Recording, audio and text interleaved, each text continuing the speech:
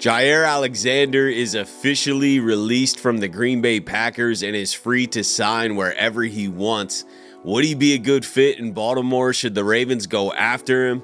We'll talk about all the details of this potential move in this episode of the Flock Rundown. Ravens Flock.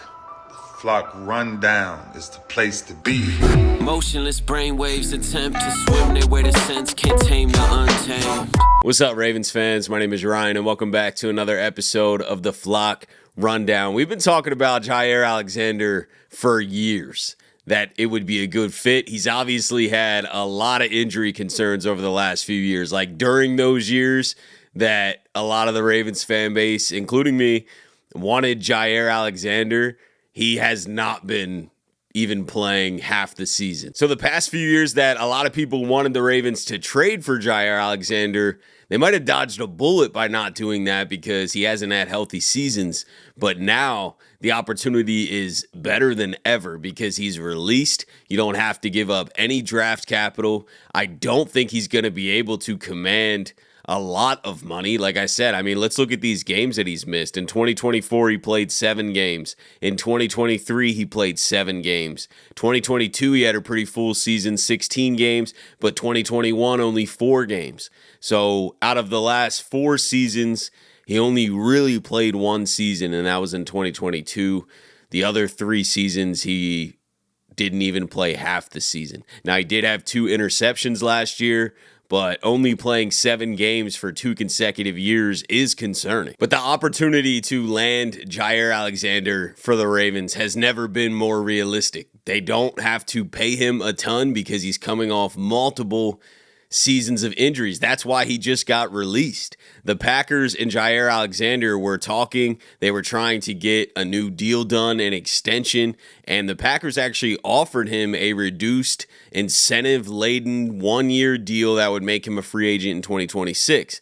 Alexander turned it down, didn't like the structure. Green Bay's been trying to trade him since March and during the draft, but was unable to do so. The Bills were the closest team to actually trading for him. So they're obviously going to have a lot of interest because if you were trying to trade for somebody, you're definitely going to be aggressive in free agency because all you have to do now is just pay them. You don't have to give up any draft capital.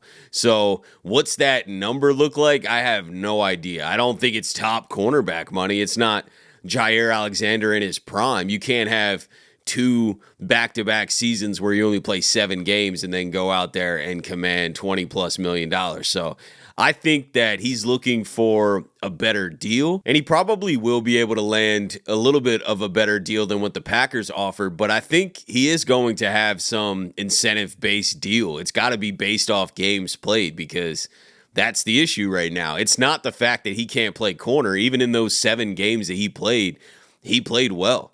You know, he had 2 interceptions. His coverage grade was good.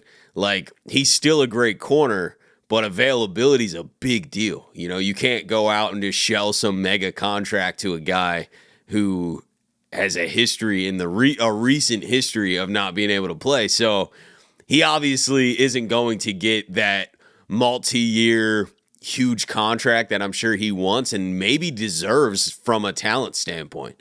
But he's going to have to sign a 1 or 2 year deal here and go out there and put a healthy season together and ball. And I think the Ravens are the perfect place to go do that.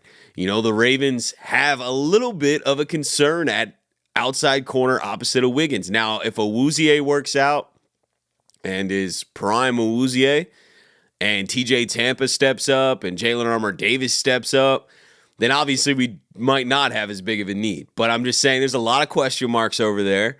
And signing a Jaire Alexander, even if it's to a 1-year deal that has some incentives, or maybe a 2-year deal, but the second year is not that guaranteed, something where the Ravens can kind of get out of it, you know, and probably disguise this cap hit for this year. We do have some cap room. We also have the ability to clear a lot more cap room, but I don't think the money is going to be the biggest issue here. If it's a multi-year deal, then maybe, but if it's just really a 1-year deal, even if they have that second year, it doesn't have to be guaranteed. So let's say it's a 1-year guaranteed deal and, you know, you make it where he's guaranteed 10, but he could make 18 or something if he plays every game and makes the Pro Bowl. You could throw in so many different little incentives. I know that's what he didn't like in Green Bay, and that's why they ended up releasing him.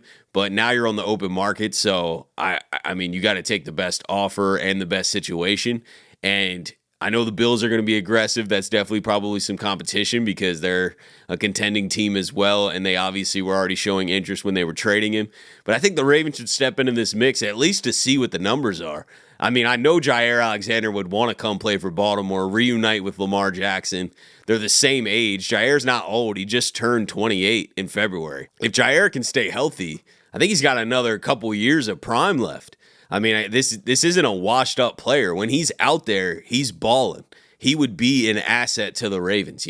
Nate Wiggins, Jaire Alexander on the outside, Marlon Humphrey in the slot, and then you would have insane depth with guys like Awuzie, TJ Tampa, Jalen Armour-Davis, who they've been running at safety anyway.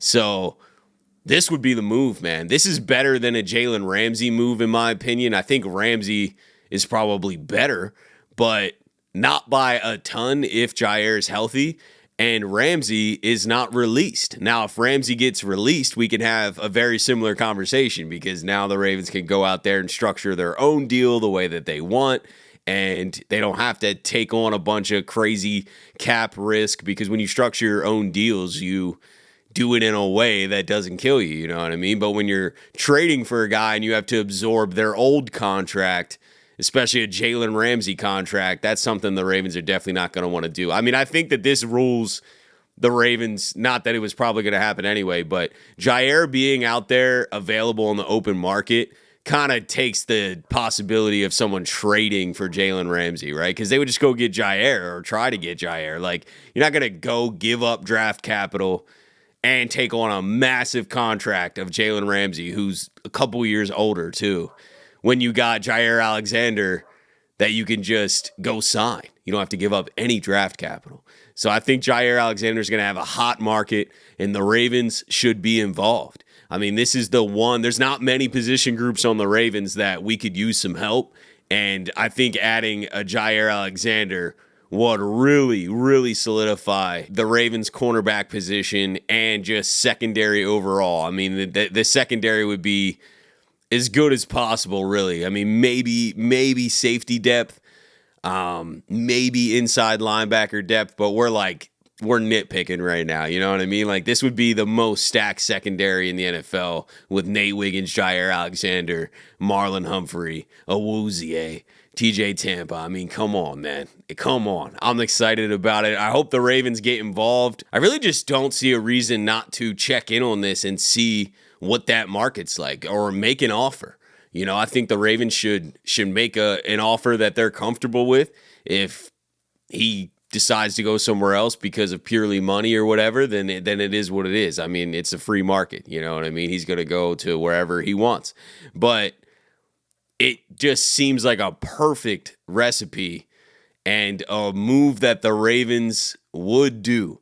You got a guy who's had a couple injury-filled seasons. I mean, Awuzie fits this exact formula. I mean, Awuzie is the guy coming off multiple injuries that the Ravens got at an extreme discount. I mean, I know Jaire's a much bigger name and well-established player and is going to command more money, no doubt. But I'm just saying the Ravens aren't afraid to go, sign a guy to a value deal because he's coming off a couple injury-filled seasons. When Jaire's on the football field, he's elite. Also, another thing that the Ravens are going to love is this would not count against their comp pick formula. It doesn't offset any comp picks that they might get next year. Let's say they let an Odafe Owe walk next year and he gets a huge deal. We're probably going to get a third-round comp pick. This would not offset it. The Ravens always love signing guys later in the offseason, and I just think this is a perfect storm type of situation where a guy's released later in the offseason, veteran player, well-established, insane talent,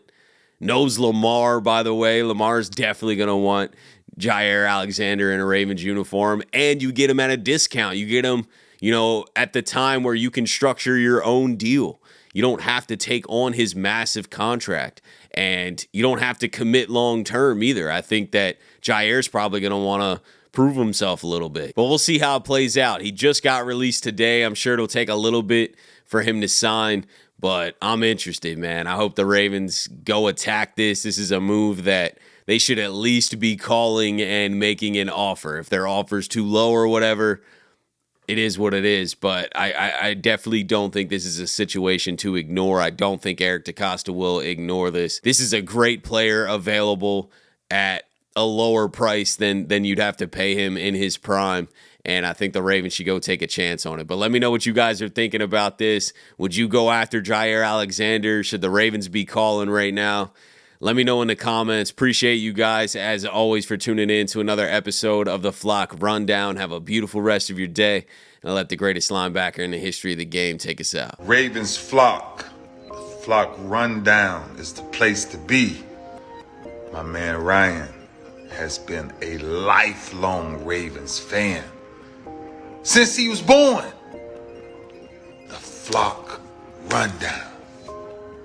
Nothing gets better than waking up and wondering how high we can fly.